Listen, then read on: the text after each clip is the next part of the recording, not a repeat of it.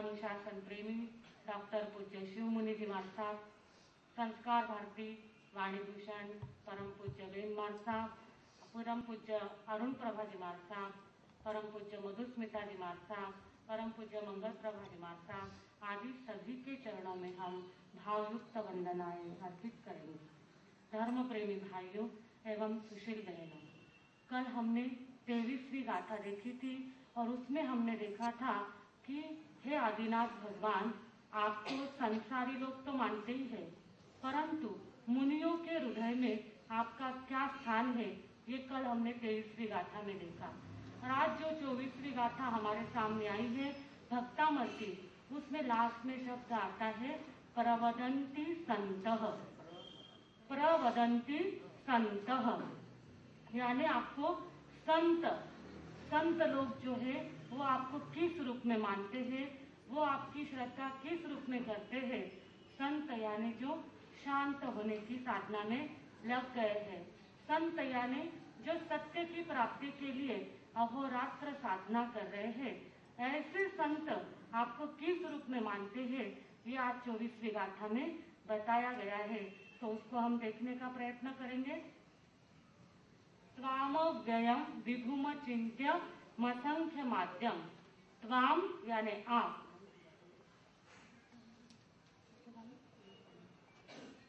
23वीं गाथा में हमने देखा कि त्वाम व्ययम, आप कैसे हो, अव्यय हो। अव्यय यानी व्यय यानी क्या होना, क्षय होना, और आप कैसे हो, अव्यय, आपका क्षय नहीं होता। आपके अंदर जो अनंत ज्ञान है, अनंत दर्शन है, वो कभी क्षय होते नहीं है, वो जैसे है वैसे ही रहते हैं, अपितु बढ़ते जाते हैं, परंतु कभी उसमें घटबढ़ होती नहीं है। अव्यय। फिर आया त्वाम व्ययम विभु, विभुम चिंत्य। विभु यानी क्या कि आप व्यापक हो। आप कैसे हो, व्यापक हो। इस संसार में आपके अनंत भक्त है और उन भक्तों के हृदय में आप सतत विद्यमान हो, इसलिए आप कैसे हो, व्यापक हो। विभु यानी व्यापक, सभी तरफ आपका अस्तित्व है। विभुम चिंत्य, अचिंत्य, आप कैसे हो, अचिंत्य, चिंतन से परे हो। आप कैसे हो, हमारे चिंतन से, हमारे बुद्धि से आप परे हो, और हम जब बुद्धि की सीमा को छोड़कर आपके क्षेत्र में प्रवेश करेंगे तो ही आपको जान पाएंगे। ऐसे आप क्या हो, अचिंत्य, चिंतन के परे हो। विभुम चिंत्य मसंख्य माध्यम। फिर आया असंख्य, आप एक नहीं हो, असंख्य हो। म इधर लगाया, विभुम चिंत्य असंख्य आद्यम। म आएगा हर बात में, ये संस्कृत है तो इसमें हमने म निकाल देना है, असंख्य और आद्यम, इस तरह से हमें लेना है। असंख्य यानी क्या कि आप असंख्य गुणों के धारक हो। आप कैसे हो, असंख्य गुणों के धारक हो, और जो व्यक्ति आपके गुण लेना चाहता है, अपने जीवन में गुणों को उतारना चाहता है, उस रूप में भी आप क्या हो, असंख्य हो। यानी आपके गुण कितने हैं, असंख्य है, और आपके गुणों की आराधना करने वाले भी क्या है, असंख्य इस संसार में है। और आद्यम, आप इस युग की क्या करने वाले हो, आदि करने वाले हो, इसलिए आप क्या कहलाते हो, आदिनाथ कहलाते हो। प्रथम तीर्थंकर का दूसरा नाम क्या है, आदिनाथ भगवान, यानी आप युग की आदि करने वाले हो, इसलिए आदिनाथ कहलाते हो, आद्य कहलाते हो। विभुम चिंत्यम असंख्य माध्यम ब्रह्मांड ईश्वर, आप कैसे हो, ब्रह्म स्वरूप हो। संत लोग कहते हैं, बाकी लोग नहीं, संत लोग क्या कहते हैं कि आप ब्रह्मा हो, यानी हमारे मोक्ष मार्ग के विधाता हो। आप क्या हो, हमें मोक्ष मार्ग को दिखाने वाले आप विधाता हो, इसलिए हमारे लिए आप कैसे हो, ब्रह्म स्वरूप हो। और आगे कहा ईश्वर, आप कैसे हो, ईश्वर रूप हो। ईश्वर यानी क्या कि जो परम ऐश्वर्य संपन्न होता है उसे ईश्वर कहा जाता है। तो आप में कौन सा ऐश्वर्य है, अनंत ज्ञान, अनंत दर्शन, अनंत चारित्र, शाहिक संकित, ऐसे आपके अनंत वैभव है, और उस वैभव के आप धारक हो, इसलिए आप कौन हो, ईश्वर हो। हमारे लिए आप कैसे हो, ईश्वर रूप हो। ब्रह्मांडमीश्वरम अनंत, आप कैसे हो? अनंत हो। अनंत यानी आपका ज्ञान भी अनंत है और आपका दर्शन भी अनंत है, इसलिए आप अनंत भी हो। ब्रह्मांडमीश्वरम अनंत अनंग केतुम, अनंग केतुम यानी कामदेव, कामदेव, अनंग यानी कामदेव और केतु यानी उसका नाश करने वाले। अनंग केतु यानी आप समस्त विकारों से, विकृतियों से आप क्या हो? रहित हो। और जो आपका ध्यान करता है उसके जीवन से भी समस्त विकार, समस्त विकृतियां और उसके दुर्गुण क्या होते जाते हैं? नष्ट होते हैं। इसलिए आप कैसे हो? अनंग केतु यानी कामदेव को मारने वाले हो, कामदेव का दहन करने वाले हो, अनंग केतु। फिर आगे क्या बताया उसने? ब्रह्मांडमीश्वरम अनंतम अनंग स्वामी योगीश्वरम विदित योग। योगीश्वरम यानी क्या? आप योग के ईश्वर हो। योग यानी क्या? मन, वचन और काया, इन तीनों के आप कैसे हो गए हो? स्वामी बन गए हो। और जो योगी लोग हैं, जो मन, वचन, काया को स्थिर करने में लगे हुए हो, उनकी भी आप क्या हो? स्वामी हो। आप मन, वचन, काया के स्वामी तो हो ही। योग यानी मन, वचन, काया के योग, उनके आप स्वामी हो। और जो योग की साधना करते हैं, मन, वचन, काया को स्थिर करने की साधना करते हैं, उनके भी आप क्या हो?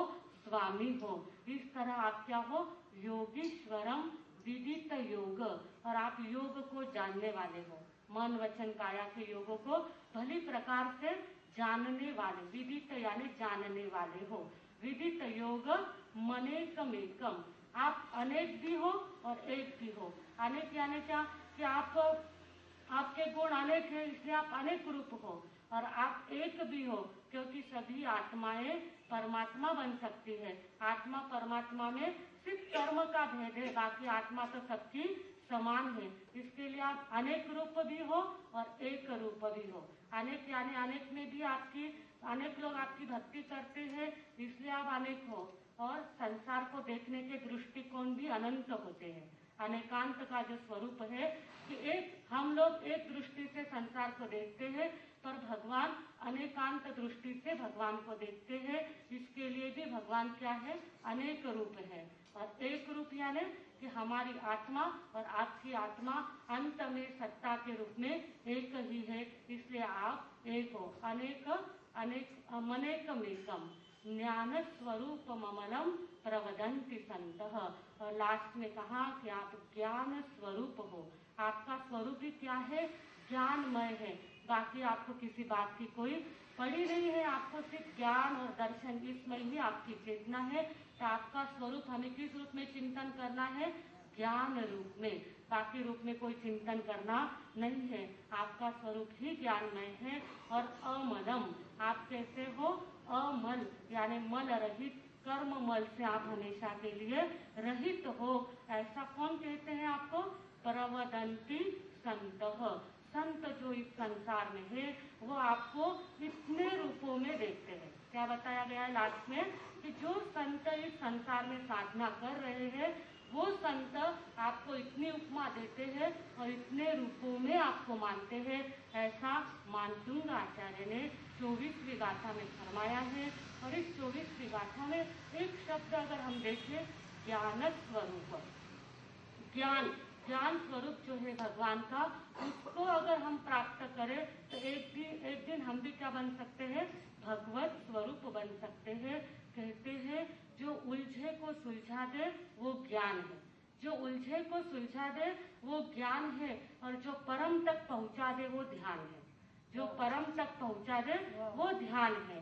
तो परम तक पहुंचने के लिए ध्यान तो करना ही है, और हमारी जो उलझी हुई चेतना है उसको अगर सुलझाना है तो हमें क्या प्राप्त करना पड़ेगा?